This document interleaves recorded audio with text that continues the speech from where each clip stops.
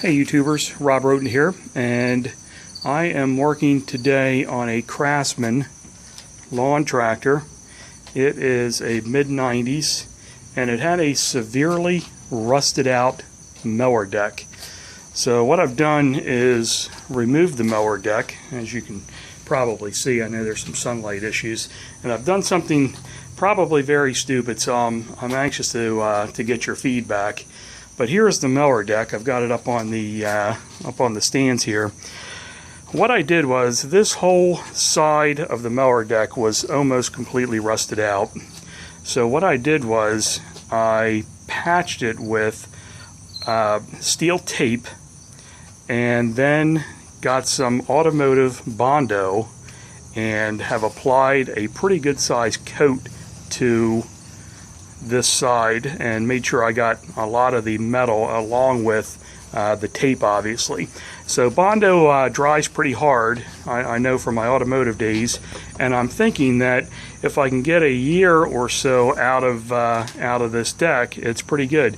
These older model 42-inch decks for Craftsman's are getting a little few and far between because of the rusting problem with them.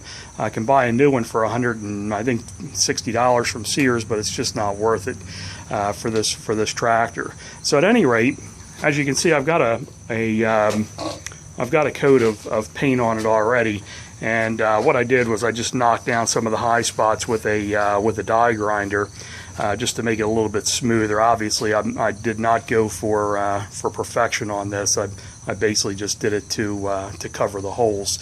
So we're going to see if it works. I'll get it all painted up, cleaned up, put it back under the tractor, and I'll cut a little grass and I'll report back to you. But I have a feeling it's probably going to work. I don't think it's a permanent solution, but I think you know, for somebody that does not have a welder and does not have welding experience, I think that this may do the trick. I was originally going to put some chicken wire over top of it to use as a base, but you know, I started to mess around with it and just didn't like the way it was working out.